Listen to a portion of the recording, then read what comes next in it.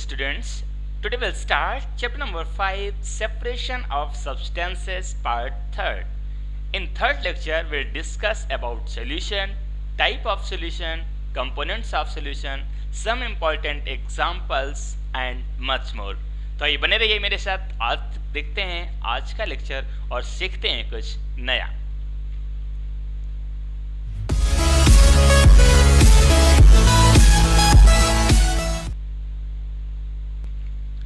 नमस्कार दोस्तों, मैं हूं कल्याण सिंह चंदेल और आप देख रहे हैं सदगुरु ऑनलाइन क्लासेस यूट्यूब चैनल। तो आइए शुरू करते हैं आज का लेक्चर। और आज के लेक्चर में हम बात करने वाले कुछ बहुत ही इंपॉर्टेंट टॉपिक की, जिसे हम कहते हैं सोल्यूशन, और इसको हिंदी में हम बोलते हैं विलयन। क्या बोलते हैं?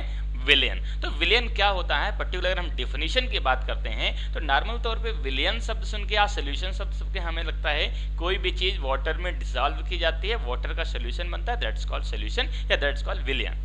बट ऐसा नहीं होता है। देख लेते हैं क्या होती है definition. A homogeneous mixture of two substances is known as solution. Last lecture में ऑलरेडी हमने डिस्कस किया है टाइप ऑफ मिक्सचर के बारे में। मिक्सचर के बाद हमने डिस्कस किया था वहां पर होमोजेनियस मिक्सचर या फिर हेट्रोजेनियस मिक्सचर। तो होमोजेनियस मिक्सचर क्या होता है कि ऐसे मिक्सचर, ऐसे कंपोनेंट्स जिनका साइज, जिनका शेप एक जैसे हो, और जब हम उन दोनों को आपस में मिला दें तो उनके बीच में कोई भी सेपरेशन बाउंड्री नहीं दिखती हो, या फिर कह सकते हैं उन दोनों को आइडेंटिफाई करना मुश्किल हो जाए, तो ऐसे मिक्सचर को हम बोलते हैं होमोजेनियस मिक्सचर। बहुत अच्छा एग्जांपल है, जैसे हमने शुगर को वाटर में डिसॉल्व कर दिया। आप शुगर को वाटर में डिसॉल्व कर देंगे, डिसॉल्व करने के बाद शुगर सोल्यूशन बन जाएगा। आप शुगर सोल्यूशन में क्या हम आइडेंटिफाई कर सकते हैं कौन सा पार्टिकल शुगर का है, कौन सा वाटर का है? क्या हमें पार्टिकल अलग अलग दिखाई देते हैं? समझ में आते हैं? क्या नहीं आते हैं, इसलिए उसे हम बोलेंगे होमोजेनियस मिक्सचर। तो यहाँ पर सोल्यूशन की अगर हम डेफिनेशन की बात करते हैं, परिभाषा की बात करेंगे, तो a homogeneous mixture of two substances is known as solution. यानी कोई भी दो सब्सटेंस, चाहे सॉलिड हो, चाहे लिक्विड हो, चाहे गैस हो। मैंने पहले बताया कि सोल्यूशन मतलब लिक्विड ऐसा जरूरी नहीं है। तो कोई भी दो सब्सटेंस चाहे किसी भी स्टेट में हो, उन दोनों का मिक्सचर, और सबसे इंपॉर्टेंट बात होमोजेनियस मिक्सचर, यानी उन दोनों कंपोनेंट्स को मिलाने के बाद जो सोल्यूशन बनता है वो होमोजेनियस होना चाहिए। उनके पार्टिकल्स को आइडेंटिफाई नहीं करना चाहिए, उनके बीच में कोई सेपरेशन बाउंड्री नहीं होना चाहिए, तो उसे हम बोलते हैं सोल्यूशन। तो सिंपल शब्दों में अगर हम एग्जाम्पल्स की बात करें तो एग्जाम्पल यहाँ पर आपको दिखाई दे रहा है, ठीक है। चलिए एक सेकेंड, चलिए। तो यहाँ पर हम बात कर रहे हैं किसकी? सोल्यूशन की बात कर रहे हैं। तो सोल्यूशन किसका होता है? दो कंपोनेंट्स का। जो होमोजेनियस मिक्सचर होता है उसे हम कहते हैं सोल्यूशन। फॉर एग्जांपल, बहुत अच्छा एग्जांपल है sugar and water. Sugar and water जब दोनों को आपस में मिला दिया जाता है तो जो सोल्यूशन बनता है उसे हम बोलते हैं शुगर सोल्यूशन। देख लेते हैं एग्जाम्पल, देख लेते हैं। तो ये है आपका शुगर और ये है वाटर। इन दोनों को जब आपस में मिला देते हैं तो क्या बन जाता है? Sugar solution. और शुगर सोल्यूशन में शुगर और वाटर दोनों को अलग अलग आइडेंटिफाई करना मुश्किल है, पॉसिबल नहीं है। इसलिए क्या हुआ? होमोजेनियस मिक्सचर हुआ। दो सब्सटेंस आपस में मिले हुए हैं, होमोजेनियस है, इसका मतलब क्या है? सॉल्यूशन है। सॉल्यूशन में अगर हम कंपोनेंट्स की बात करते हैं तो यहाँ पर दो कंपोनेंट्स होते हैं सॉल्यूशन में। एक को हम बोलते हैं सोल्यूट और दूसरे को बोलते हैं सॉल्वेंट। सोल्यूट और सॉल्वेंट जब दोनों आपस में मिलते हैं तो क्या बनाते हैं? सॉल्यूशन बनाते हैं। सबसे इंपॉर्टेंट बात यहाँ पर ये आती है, सोल्यूट और सॉल्वेंट को हिंदी में अगर हम बात करें क्या कहते हैं, तो सोल्यूट को हम बोलते हैं विलेय और सॉल्वेंट को बोलते हैं विलायक। विलायक मतलब जिसमें घोलना है, विलेय मतलब जिसको घोलना है। ये दोनों शब्द आप हमेशा ध्यान रखना, तो कभी भी आपको कंफ्यूजन नहीं होगा। सोल्यूट मतलब जिसको घोलना है और सॉल्वेंट मतलब जिसमें घोलना है, ठीक है। तो जिसको घोलना है उसकी मात्रा कम होती है, जिसमें घोलना है उसकी मात्रा ज्यादा होती है। ये भी इन दोनों में डिफरेंस दिखाता है। जैसे यहाँ पर एग्जांपल्स के लिए अगर हम बात करें तो सोल्यूट की मात्रा क्या होती है? कम होती है, मैंने बताया। तो शुगर यहाँ पर कम होता है। भाई जब शुगर सोल्यूशन बनाएंगे तो कौन कम होगा? शुगर कम होगा। तो शुगर को हम क्या बोलेंगे? सोल्यूट बोलेंगे। कौन घुलेगा? शुगर घुलेगी, इसलिए शुगर को क्या बोलेंगे? सोल्यूट बोलेंगे। सेकेंड पॉइंट आता है सॉल्वेंट। सॉल्वेंट कौन होता है? जिसकी मात्रा ज्यादा होती है। तो शुगर सोल्यूशन बनाने में किसकी मात्रा ज्यादा? वाटर की मात्रा ज्यादा होती है, इसलिए वाटर क्या हो गया? सॉल्वेंट हो गया। दूसरा मैंने बताया विलायक मतलब जिसमें घुलता है। तो इसमें वाटर में शुगर घुलता है या शुगर में वाटर घुलता है? तो शुगर में वाटर नहीं घुलता, बल्कि वाटर में शुगर घुलता है। इसलिए जो वाटर है ये क्या होगा? ये आपका सॉल्वेंट होगा, और जो शुगर होगा वो क्या होगा? आपका सोल्यूट होगा। क्लियर है? चलिए आगे बढ़ते हैं और देखते हैं सोल्यूट और सॉल्वेंट के डेफिनेशन अगर कभी पूछ लीजिए आपसे तो कैसे करेंगे।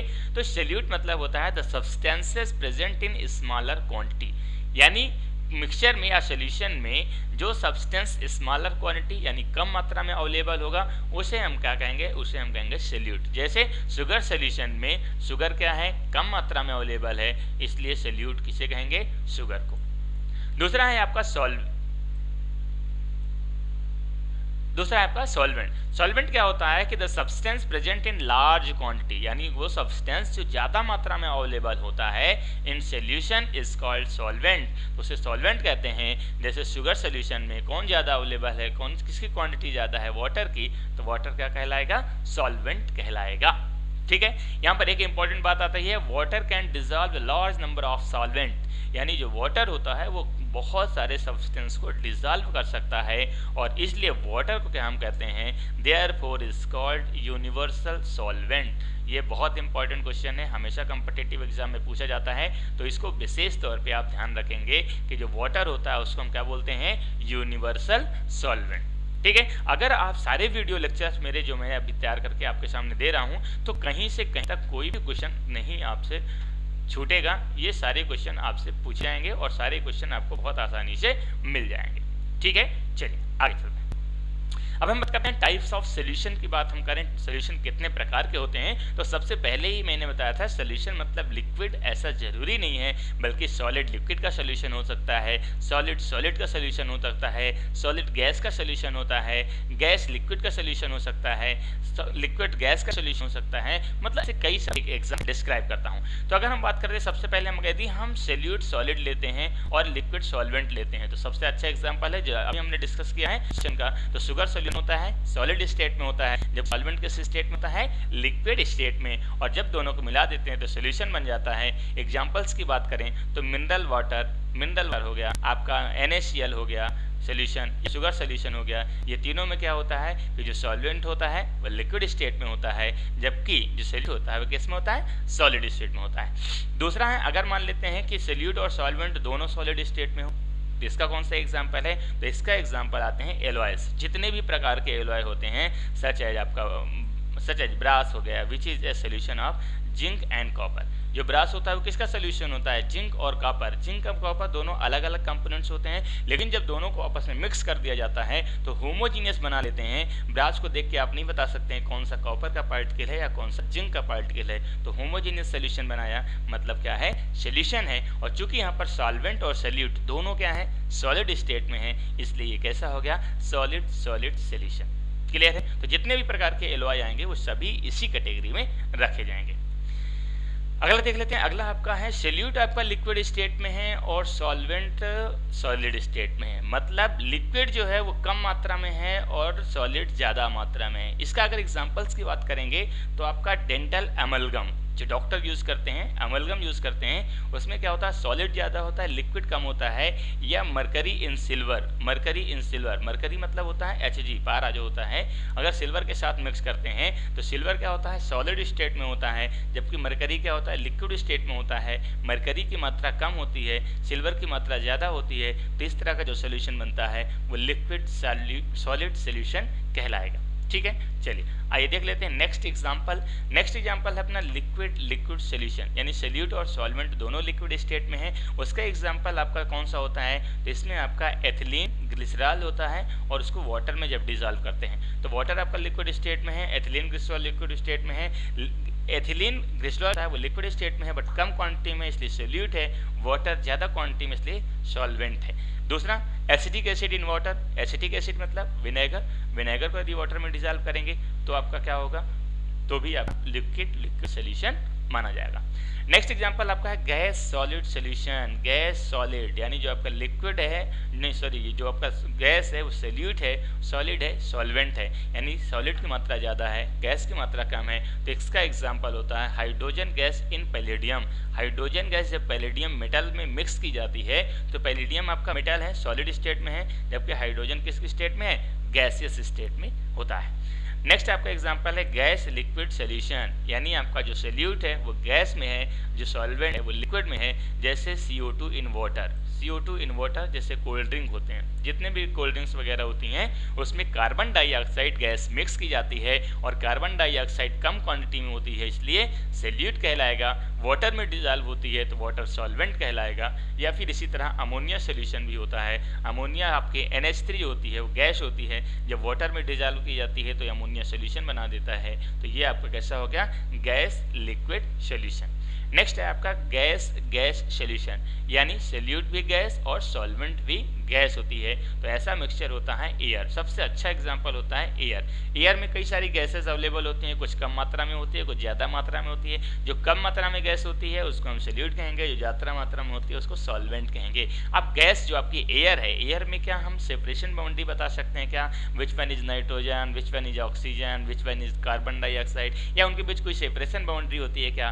नहीं। इसका मतलब होमोजीनियस है। होमोजीनियस मतलब सोल्यूशन है, और सोल्यूशन में सोल्यूट और सॉल्वेंट दोनों गैस हैं। इसका मतलब कौन सा प्रकार का सोल्यूशन हुआ, गैस गैस सोल्यूशन। अब बात कर लेते हैं हम सॉल्युबिलिटी की बात कर लेते हैं। सॉल्युबिलिटी एक्चुअली होती क्या है कि जब हम किसी भी चीज़ को किसी में घोलते हैं तो वो सॉल्युबल होता है। सॉल्युबल मतलब कितना घुलता है, तो जितना घुलता है उसे सॉल्युबिलिटी कहते हैं।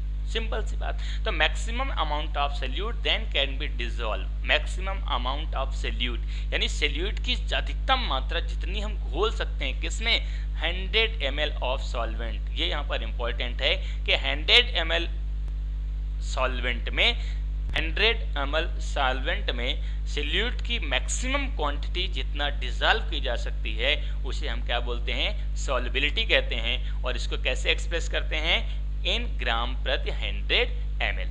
जैसे मान लेते हैं हमारे पास कोई भी वाटर है, शुगर सोल्यूशन बनाना है। वाटर कितना हमने लिया है, हमने वाटर ले लिया है 100 ml। अब 100 ml में हमने शुगर डिजॉल्व करना शुरू कर दिया। तो शुगर जैसे जैसे डिजॉल्व करते जाएंगे तो आप देखेंगे शुगर हमारे, मान लेते हैं 12 ग्राम हमने डिजॉल्व कर दिया। अब यदि 1 ग्राम भी डालते हैं तो वो डिजॉल्व नहीं हो रही है, यानी मैक्सिमम क्वांटिटी कितनी डिजॉल्व हो गई, 12 ग्राम। तो 12 ग्राम क्या हो गई, इसकी सॉल्युबिलिटी हो गई। तो इसको हम लिखेंगे 12 ग्राम प्रति 100 ml, that is the solubility of water. Is it clear? Okay. Next, on the basis of solubility solution can be further divided as, यानी सॉल्युबिलिटी के बेस पे सॉल्यूशन को फर्दर हमने फिर से क्लासिफाई किया है, फिर से डिवाइड किया है। कैसे? तो सबसे पहला है उसका अनसैचुरेटेड सॉल्यूशन। अनसैचुरेटेड सॉल्यूशन क्या होता है, a solution that is capable of dissolving more amount of solute at the given temperature is known as unsaturated solution. जैसे मान लेते हैं हमने वाटर लिया, ठीक है, हमने एक सॉल्वेंट लिया वाटर। वाटर कितना लिया, कितना भी ले सकते हैं, लेकिन मैं यहाँ पर ले लेता हूँ 100 ml। अब 100 ml लिया और मैंने इस पर शुगर डिजॉल्व करना शुरू कर दिया। क्या डिजॉल्व करते हैं, शुगर। शुगर अगर मैंने इसमें 5 ग्राम डिजॉल्व कर दी है और इसकी सॉल्युबिलिटी है कितनी, 12 ग्राम। तो 5 ग्राम डिजॉल्व किया है, इसका मतलब इसमें अभी और डिजॉल्व हो सकती है। मैंने इसमें डिजॉल्व किया और ये हो गया 10 ml, 10 ग्राम। 10 ग्राम होने के बाद भी अभी ये डिजॉल्व इसमें और हो सकती है। क्यों? क्योंकि इसकी सॉल्युबिलिटी कितनी है, 12 ग्राम। यानी उसकी सॉल्युबिलिटी से कम यदि सॉल्वेंट डिजॉल्व है तो उसे हम कहेंगे अनसैचुरेटेड सॉल्यूशन। यानी कोई भी सॉल्यूशन ऐसा जिसमें सोल्यूट और भी डिजॉल्व किया जा सकता है, उस सॉल्यूशन को हम बोलते हैं अनसैचुरेटेड सॉल्यूशन। क्लियर है? दूसरा है सैचुरेटेड सॉल्यूशन। सैचुरेटेड सॉल्यूशन क्या होता है, a solution which is not capable of dissolving any more amount of solute at given temperature is called saturated solution. मतलब ये कि जैसे मैंने ले लिया एक सॉल्वेंट ले लिया, मैं सॉल्वेंट वही लेता हूँ वाटर, क्योंकि यूनिवर्सल सॉल्वेंट है। अब मैंने 100 ml ले लिया। अब इसमें हमने क्या डिजॉल्व कर दिया, हमने 12 ग्राम क्या डिजॉल्व कर दिया, शुगर डिजॉल्व कर दिया। अब इसकी सॉल्युबिलिटी कितनी थी, 12 ग्राम।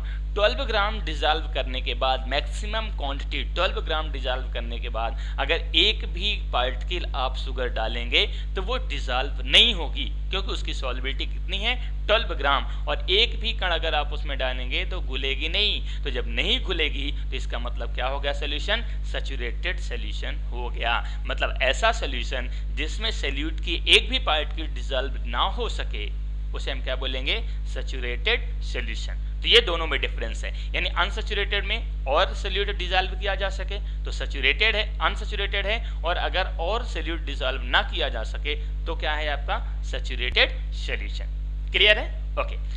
अब देखते हैं हम, unsaturated solution becomes unsaturated if heated. यानी कोई भी सैचुरेटेड सोल्यूशन है जिसमें अब एक भी पार्टिकल सॉल्यूट की डिसॉल्व नहीं हो सकती, यानी कोई भी सॉल्यूशन जिसमें एक भी पार्टिकल सॉल्यूट की डिसॉल्व नहीं हो सकती है उसे हम बोलेंगे सैचुरेटेड सॉल्यूशन। तो सैचुरेटेड सॉल्यूशन अनसैचुरेटेड हो सकता है जब हम उसे हीट करेंगे, गर्म करेंगे। चलिए बहुत अच्छे से मैं समझाने की आपको कोशिश करता हूं। जैसे मान लेते हैं ये हमारे पास कोई भी सॉल्वेंट है, ठीक है। अब सॉल्वेंट मान लेते हैं क्या है, वाटर सॉल्वेंट है, बिल्कुल ठीक है। अब वाटर सॉल्वेंट जैसे मान लेते हैं ये पार्टिकल किसका, वाटर का है, ये पार्टिकल वाटर का है, ये पार्टिकल आपका क्या है, वाटर का है, ये पार्टिकल आपका वाटर का है, ये पार्टिकल आपका वाटर का है, और ये पार्टिकल भी वाटर का है, ठीक है। एक मिनट में कलर चेंज कर लेता हूं ताकि आपको आसानी हो समझाने में, ठीक है। ये वाटर का पार्टिकल है। अब इसमें हम शुगर डिजॉल्व करेंगे। चलो हमने शुगर डिजॉल्व करी, हमने एक शुगर का पार्टिकल यहाँ रख दिया, एक शुगर का पार्टिकल यहाँ रख दिया, एक शुगर का पार्टिकल यहाँ रख दिया, एक शुगर का पार्टिकल यहाँ रख दिया, एक शुगर का पार्टिकल यहाँ रख दिया, एक शुगर का पार्टिकल यहाँ रख दिया। अब देखो यहाँ पर शुगर का पार्टिकल और रखने की जगह अपने पास नहीं बची। तो जब शुगर का पार्टिकल और रखने की जगह नहीं बची, इसका मतलब सॉल्यूशन क्या हो गया, सैचुरेटेड हो गया। अब वो एक भी पार्टिकल डिसॉल्व नहीं कर सकता क्योंकि उसके पास जगह की कमी है। Is it clear? ओके। अब हमने क्या किया, अब हम इसको ना शुरू कर देते हैं हीट, ठीक है। अब इस पे हम एक बर्नर लगा देते हैं, ये हमने बर्नर लगा दिया, और बर्नर लगाने के बाद हमने इसको हीट करना शुरू कर दिया। तो जैसे ही हीट करते हैं, तो मैंने आपको बताया था कि हीट करने पर कोई भी सॉलिड लिक्विड गैस में कन्वर्ट होता है, क्योंकि उसके जो पार्टिकल में की जो काइनेटिक एनर्जी है वो इंक्रीज होती है। तो जैसे ही हम गर्म करेंगे तो इन पार्टिकल्स के बीच में क्या होता है, स्पेस बढ़ जाता है। तो जब स्पेस बढ़ जाता है तो यहाँ पर जगह और खाली हो सकती है, यानी शुगर के और पार्टिकल्स भी यहाँ पर डिसॉल्व किए जा सकते हैं। इसका मतलब ये हो गया कि जो आपका सैचुरेटेड सॉल्यूशन है उसको हीट करेंगे, टेम्परेचर बढ़ाएंगे, तो वो अनसैचुरेटेड सॉल्यूशन में कन्वर्ट हो जाता है। क्लियर है? चलिए आगे बढ़ते हैं। अब हम बात करते हैं सुपर सैचुरेटेड सॉल्यूशन की। सुपर सैचुरेटेड सॉल्यूशन क्या होता है कि a solution is said to be super saturated when it's contain more of the solute than could be dissolved by the solvent। यानी मान लेते हैं कोई भी सॉल्वेंट है उस सॉल्वेंट में मैक्सिमम क्वांटिटी सॉल्यूट की डिसॉल्व होने के बाद भी अगर सॉल्यूट डिसॉल्व हो चुका है तो उस सॉल्यूशन को हम बोलेंगे सुपर सैचुरेटेड सॉल्यूशन। जैसे मैंने आपको एग्जांपल बहुत सारे बताए हैं। हमारे पास 100 ml वाटर है, उसमें हमने 12 ग्राम क्या घोल रखा है, शुगर घोल रखा है। तो 12 ग्राम शुगर घोल रखा है तो क्या हो गया, सोल्यूशन सैचुरेटेड सॉल्यूशन हो गया। अब घुल नहीं सकता है, लेकिन उसके बावजूद उसमें हमने 15 ग्राम घोल रखा है, 15 ग्राम शुगर घोल रखी है, तो अब जो सॉल्यूशन बनेगा उस सॉल्यूशन को हम बोलेंगे सुपर सैचुरेटेड। समझ में आया? ठीक है। चलिए अब यहाँ पर कैसे घुलेगा मैंने बताया कि टेम्परेचर इंक्रीज करेंगे, पार्टिकल्स के बीच में गैप बढ़ जाता है, जिसकी वजह से उसमें डिसॉल्व हो सकता है। ये चित्र अगर आपको समझ में आ गया तो पूरा लेक्चर बहुत आसानी से समझ में आ जाएगा। चलिए देख लेते हैं इस चित्र में एक्चुअली है क्या। तो नॉर्मल तौर पे यहाँ पे ध्यान से देखो तो ये अलग अलग पॉट रखे हुए हैं। अब इन पॉट को मैं एक एक करके आपको डिस्क्राइब करने वाला हूँ। चलिए तो सबसे पहले हमारे पास ये पॉट है, इस पॉट में वाटर भरा हुआ है। कितना वाटर है हमसे मतलब नहीं है, मान लेते हैं 1 लीटर पानी उसमें है। अब 1 लीटर पानी में सॉल्वेंट को हम डिसॉल्व कर रहे हैं तो 95 ग्राम सॉल्वेंट जो है नहीं घुला है, 5 ग्राम सॉल्वेंट घुल चुका है। यानी जैसे ही हम पानी लेते हैं तो पानी में हम क्या डालते हैं, शुगर डालते हैं। तो शुगर डालते ही थोड़ी डिसॉल्व हो जाती है, बल्कि धीरे धीरे घुल रही होती है। ठीक है, तो उसमें 5 ग्राम आपकी घुल चुकी है, 95 ग्राम अभी नहीं घुली है। ठीक है, घुल रही है, नीचे लिखा हुआ है स्टिल डिसॉल्विंग, यानी अभी क्या हो रही है, घुल रही है। तो जब अभी घुल रही है तो ऐसे सॉल्यूशन को हम बोलेंगे अनसैचुरेटेड सॉल्यूशन, क्योंकि सॉल्यूट अभी भी डिसॉल्व हो रहा है। ठीक है, और ये कब हो रहा है, 25 degree centigrade temperature in normal room temperature. थोड़ी देर तक घोलते घोलते हमने देखा कि 91 ग्राम जो है घुल चुकी है, सिर्फ 9 ग्राम बची हुई है, और जो 9 ग्राम सॉल्यूट बचा हुआ है वो नीचे सेटल डाउन हो चुका है इस तरह से। और अब जो है डायनेमिक इक्विलिब्रियम हो गया है, मतलब अब जो है सॉल्यूट डिसॉल्व नहीं हो रहा है, क्योंकि उसकी सॉल्युबिलिटी कितनी थी, 91 ग्राम थी। 91 ग्राम उसमें डिसॉल्व हो चुका है, अब नहीं घुल रहा है। अब जो भी 9 ग्राम आपका बचा हुआ है वो नीचे बैठ गया है, इसका मतलब वो सोल्यूशन कैसा हो गया, सैचुरेटेड सोल्यूशन हो गया। ठीक है।